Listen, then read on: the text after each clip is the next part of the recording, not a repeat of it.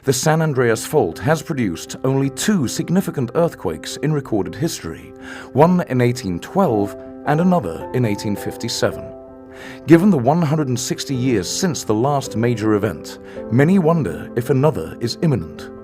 However, the data suggest that while the fault does not follow a regular schedule, it is likely that a large earthquake could occur in the near future.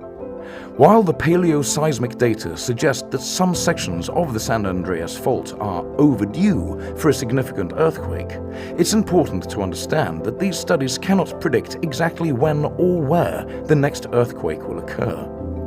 What they do tell us is that California remains at risk and preparation is crucial. Even the most successful businesses, companies, and organizations of modern times are at the mercy of unseen natural disasters that can shake them to the core and possibly even wipe them out entirely. The spaceship building at Apple Park, the Googleplex on Mountain View, Meta headquarters, the home of Facebook, on Menlo Park, X headquarters in Mountain Valley, and hundreds of other software, lifestyle technology, and companies are all well within the zone of the San Andreas Fault. On April the 18th, 1906, while the city of San Francisco was still sleeping, an earthquake of 7.9 magnitude hit, with the epicenter thought to be 2 miles offshore to the west. Over 80% of the city was utterly destroyed. Fires broke out that burned mercilessly for several days as emergency crews struggled to respond, with roads, bridges, and railways all compromised, hampering the relief efforts. The total damage was thought to cost around $400 million at the time, a figure that equates to $10.5 billion today.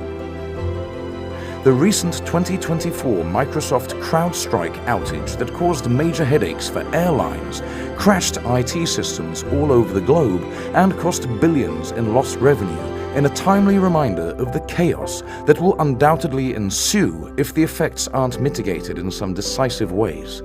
Whilst servers and data centers are distributed around the world, any disruption to service or management can have catastrophic repercussions. We could very quickly see bad actors attempting to take advantage of this crack in the armor.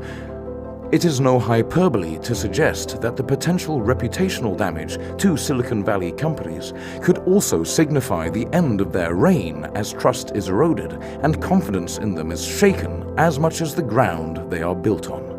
The built environment around the San Andreas Fault and areas that connect and intersect with Silicon Valley is certainly much different than it was before the 1906 disaster. However, there seems to be a big split between buildings developed and created before the mid to late 1980s and those that came after.